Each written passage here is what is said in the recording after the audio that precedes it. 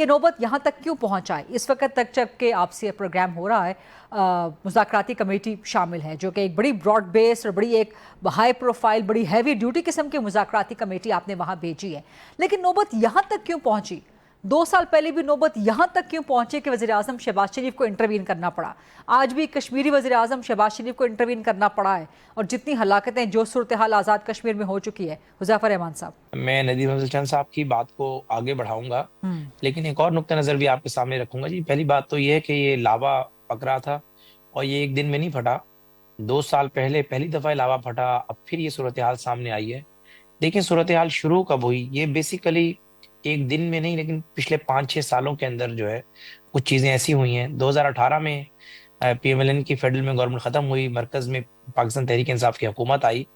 गो के उन दिनों में वजीर आजम जो है वो PMLN से ही थे, और 1.5-2 साल बाद उनका जब टेन्योर खत्म हुआ वो तब्दीली हुई। लेकिन फिर भी मरकज में जब जिस जमात की हुकूमत होती है उसी का ही असर जो है वो आज़ाद जम्मू कश्मीर में होता है। जो तो उसके बाद फिर आपको याद है कि जिस तरीके से तहरीक इंसाफ ने इलेक्शन कराए और सरदार तनवीर इलियास को वजीर आजम बनाया, उसके बाद तो फिर ऐसा डिक्लाइन स्टार्ट हुआ कि लोगों का जो एहसास महरूमी था, चीज़ें थी वो पनपना शुरू हुई, और पकते पकते फिर लावा जब फटा 2 साल पहले तो आपने देखा।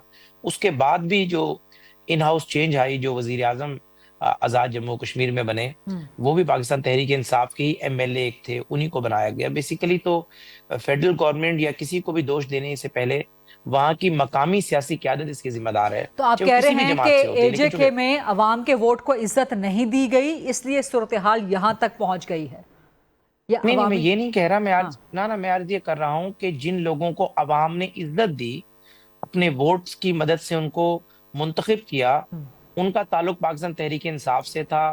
पहले सरदार तनवीर इलियास वजीर आजम बने, फिर मौजूदा वजीर आजम बने। इन लोगों ने ना सूरत हाल का अदराक किया और ना पब्लिक पल्स को समझा, और लावा ठीक पकते पकते आज सूरत हाल यहाँ तक आ गई है। तो मेरा ठीक। अर्ज करने का मकसद ये है कि एक तो ज़ाहिर है इस मसले को पीपल्स पार्टी और हम मिलकर इनकम्पिटेंस की बात आप कोशिश कर कर रहे रहे हैं, हैं। हाँ। जी जी, इनकम्पिटेंस की बात लेकिन कर रहा हूँ, पीपल्स पार्टी और हम। 2 साल पहले यही वज़ीर आज़म थे शहबाज शरीफ, यही वज़ीर आज़म आज़ाद कश्मीर थे, चौधरी अनवारुल हक उनके साथ बैठे, मामलात हल हो गए।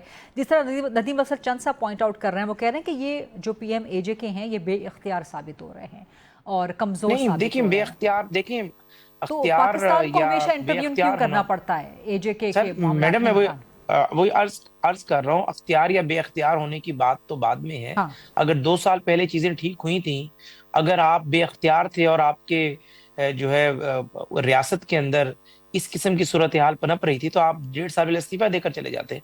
देखें, आप किसी की इनकम्पिटेंस को इस चीज से नहीं जोड़ सकते वो बंदा बेअख्तियार है। ये बात को तो जाहिर है आपने हाईलाइट करना था मरकज के सामने लाकर। अगर आपके रियासत कश्मीर के अंदर सूरत हाल जो है वो खराब हो रही थी, आपने उसका जिक्र नहीं किया। उन्हें हमने वजीर आजम तो नहीं बनाया था, ना हमने नॉमिनेट किया था। हमारे वोट जरूर जाहिर है, जब हमने एक अलायंस बनाया, अदम एतमाद हुई, उसके नतीजे में जो मकामी क्यादत ने फैसला किया। लेकिन हमारी मुस्लिम लीग नून की मकामी क्या तो आज तक हमसे नाराज है कि आपने किस बंदे को नॉमिनेट कर दिया। यही सूरत हाल GB के अंदर है। GB के अंदर भी हमने, हमारी पार्टी का कोई बंदा वहां वजीर आला नहीं बना।